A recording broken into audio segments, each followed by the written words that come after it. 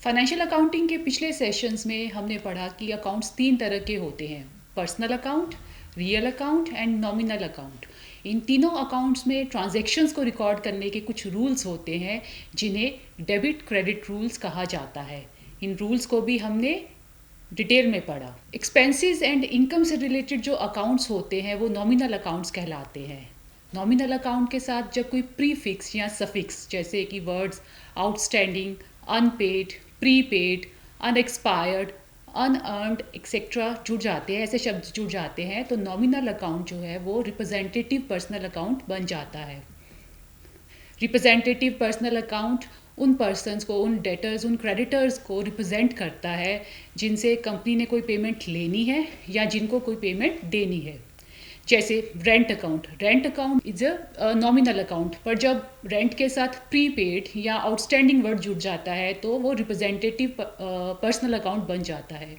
इसी तरह salary account itself is a nominal account, पर जब वर्ड आउटस्टैंडिंग, प्रीपेड जैसे वर्ड्स सैलरी के साथ जुड़ जाते हैं तो वो रिप्रेजेंटेटिव पर्सनल अकाउंट बन जाता है, because it represent the employees of the company जिनको कि कंपनी ने सैलरीज देनी है अभी या एडवांस में दे चुकी है। इसी तरह से आ जाते हैं insurance account, commission account, interest account, जो कि नॉमिनल अकाउंट है, बट इनके साथ जब कोई प्रीफिक्स या सफिक्स लग जाता है तो वो रिप्रेजेंटेटिव पर्सनल अकाउंट बन जाते हैं। रिप्रेजेंटेटिव पर्सनल अकाउंट के साथ पर्सनल अकाउंट के रूल अप्लाई होता है, जो कि है debit the receiver, credit the giver. But in most of the cases ये जो रूल है it prove to be incorrect, इसलिए लर्नर्स को ये एडवाइस किया जाता है कि अगर रिप्रेजेंटेटिव पर्सनल अकाउंट है तो उसके साथ जो रूल अप्लाई होगा वो होगा debit the debtor, credit the creditor. कि जो डेटर्स है, जो करंट एसेट्स है, उनको डेबिट किया जाए, और जो क्रेडिटर्स है, जो लाइबिलिटीज़ है, करंट लाइबिलिटीज़ है, उनको क्रेडिट किया जाए। So this is as per the modern American accounting equation approach. Next हम पढ़ेंगे कुछ important transactions related to the representative personal account.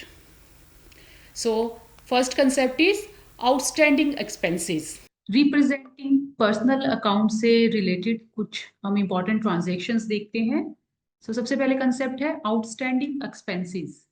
So outstanding expenses are those expenses which have become due during the current accounting period, but payment for the same are not yet made. So outstanding expenses वो expenses होते हैं जो कि जिनका कि time due हो चुका है पेमेंट का, बट अभी तक कंपनी ने उनकी पेमेंट नहीं की।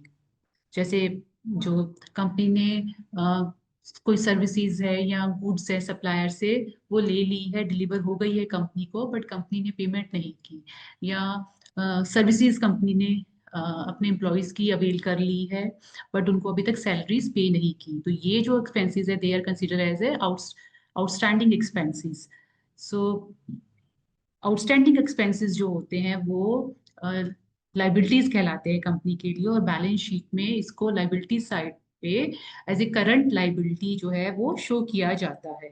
As per the accrual accounting principle, recognize expenses when they are incurred or due, not when they are paid. So, accrual accounting principle के according जो expenses जब वो incur हो जाए, जब वो उनका टाइम हो जाए, ड्यू हो जाए, तब उनको रिकॉर्ड किया जाता है, ना कि जब उनकी पेमेंट की जाए।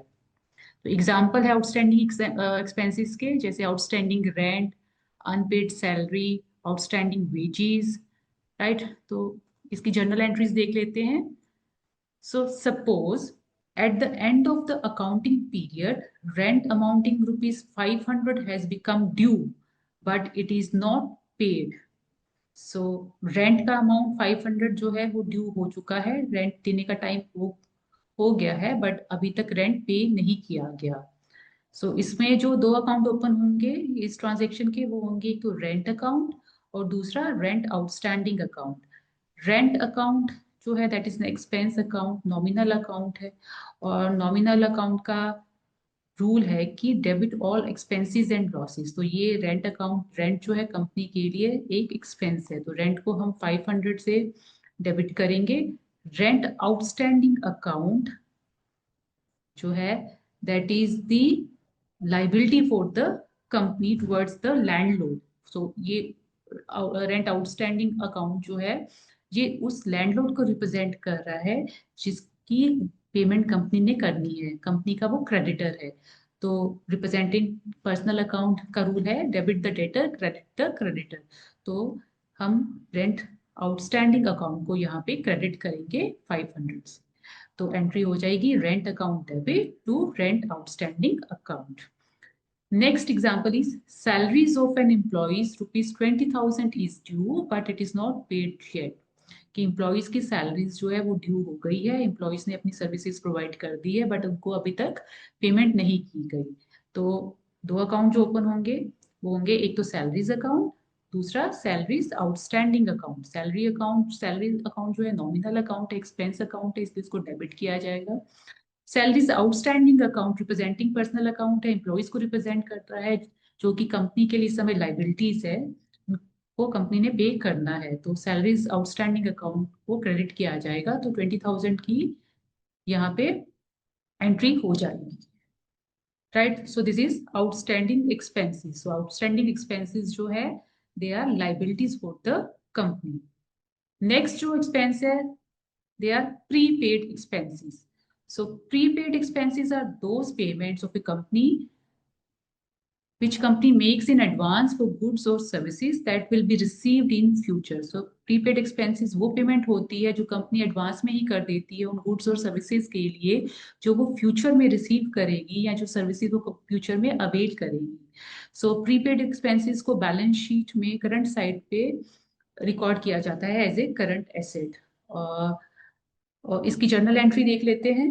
सो suppose an insurance amount ₹1,000 relating to next year has been paid during the current accounting period in advance. So insurance का अमाउंट जो है 10,000 का वो नेक्स्ट ईयर पे करना था बट कंपनी ने उसको एडवांस में ही इस अकाउंटिंग पीरियड में पे कर दिया है। तो दो एंट्रीज जो इसमें होंगी, एक तो प्रीपेड इंश्योरेंस अकाउंट, दूसरा कैश अकाउंट, क्योंकि पेमेंट हुई है तो कैश अकाउंट।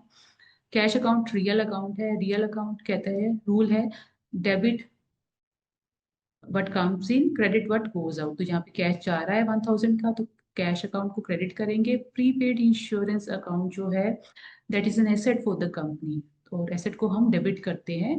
तो 1,000 से प्रीपेड इंश्योरेंस अकाउंट डेबिट हो जाएगा, राइट। अगली जो एंट्री है that is rent ₹500 has been paid for the next year. कि लैंडलॉर्ड को नेक्स्ट ईयर का रेंट जो है वो एडवांस में ही पे कर दिया है, ठीक है। तो इसमें दो अकाउंट कौन से ओपन होंगे, एक तो प्रीपेड रेंट अकाउंट, दूसरा cash account. Cash account payment हुई है तो 500 से कैश का अकाउंट को हम क्रेडिट करेंगे। प्रीपेड रेंट अकाउंट जो है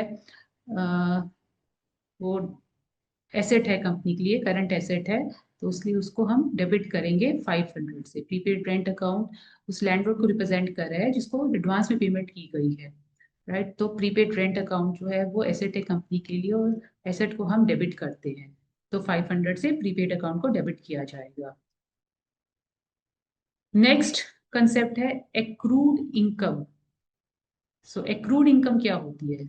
when an income has been earned but it is not yet received in cash, it will be called accrued income। सो वो इनकम जो अर्न कर ली है, कंपनी ने सर्विसेज प्रोवाइड कर दी है, कंपनी ने गुड्स डिलीवर कर दिए हैं बट कस्टमर ने अभी तक पेमेंट नहीं की, मतलब कंपनी को कैश रिसीव नहीं हुआ, तो ये इनकम जो होगी that is called accrued income. It is recorded in the same accounting period when the income is earned, regardless of when payment is received, according to the principle of accrual accounting। So, as per the accrual accounting principle, जब income earn कर ली जाती है, की जाती है, उस समय उसकी एंट्री की जाती है, regardless की पेमेंट कब रिसीव हुई है। Accrued income is shown as a current asset on the balance sheet because it represents money that will be collected in future। तो accrued income जो होती है वो बैलेंस शीट में as a current asset, asset side पे as a current asset जो है वो शो की जाती है। इसकी जर्नल एंट्रीज देख लेते हैं। Suppose an interest amounting ₹500 has been earned and becomes due but it is not yet receive. तो 500 रुपीज का जो इंटरेस्ट है वो कंपनी अर्न कर चुकी है बट उसने अभी रिसीव नहीं किया। तो इसमें दो अकाउंट ओपन होंगे, एक तो एक्रूड इंटरेस्ट अकाउंट, दूसरा interest account. Interest account interest यहाँ पे इनकम है कंपनी के लिए, तो इनकम है तो नॉमिनल अकाउंट हुआ, तो नॉमिनल अकाउंट का रूल है debit all expenses and losses, credit all incomes and gains. तो इनकम है इंटरेस्ट, तो इंटरेस्ट को 500 से क्रेडिट किया जाएगा। एक्रूड इंटरेस्ट अकाउंट जो है that is asset for the company, right. तो एसेट को हम डेबिट करते हैं, तो 500 से एक्रूड इंटरेस्ट की अकाउंट को डेबिट कर दिया जाएगा। इनकम अर्न हो गई है बट उसको रिसीव नहीं किया गया, तो it is asset this year. तो ये इस साल में जो बैलेंस शीट होगी बनेगी तो उसमें as a asset accrued interest account को शो किया जाएगा। Next concept is income received in advance और unearned income. So income received in advance is money a business receives for goods or services it will provide in future. So company ने अपने client से, अपने customer से advance में income receive कर ली है उन गुड्स उन सर्विसेज के लिए जो अभी वो फ्यूचर में उनको प्रोवाइड करेगा। So so income received in advance और अनअर्न्ड इनकम को अनअर्न्ड रेवेन्यू या डेफर्ड इनकम के नाम से भी जाना जाता है। It is recorded as a liability on the balance sheet representing an obligation to the customer. So balance sheet में इसको अनअर्न्ड इनकम को या इनकम रिसीव्ड इन एडवांस को लाइबिलिटी साइड पे शो किया जाता है, बैलेंस शीट की लाइबिलिटी साइड पे इसको शो किया जाता है क्योंकि ये ऑब्लिगेशन रिप्रेजेंट करते हैं कंपनी की towards its customers. So once the goods are delivered or services are performed, the amount is then recognized as earned revenue. So इसकी एंट्री देख लेते हैं। Suppose a company receive ₹2500 commission in advance, तो company को 2500 commission जो है वो advance में मिल गया है, तो पेमेंट कंपनी को रिसीव हो गई है, कैश कंपनी के पास आया है 2500 का। तो दो अकाउंट कौन से ओपन होंगे, एक तो कैश अकाउंट होगा और दूसरा कमीशन इन एडवांस। सो कैश अकाउंट को हम 2500 से डेबिट कर देंगे क्योंकि कैश रिसीव हो रहा है, एंड कमीशन इन एडवांस जो है that is liability for the company, तो लाइबिलिटी को हम क्रेडिट करते हैं, तो कमीशन इन एडवांस अकाउंट जो है उसको क्रेडिट किया जाएगा 2500 से, राइट। तो इस तरह से कमीशन जो है उसकी इन एडवांस जो है उसकी क्रेडिट एंट्री हो जाएगी, राइट। तो ये थी कुछ journal entries regarding the representing personal account. Last में कुछ प्रैक्टिस के लिए जर्नल एंट्रीज दी गई हैं, आप इन एंट्रीज को जरूर करिएगा और उनके जो आंसर्स है नीचे वीडियो के नीचे कमेंट सेक्शन में इसके आंसर जरूर पोस्ट कीजिएगा। So till the next session, bye and happy learning. So this is all about this session. Till the next session, bye and happy learning.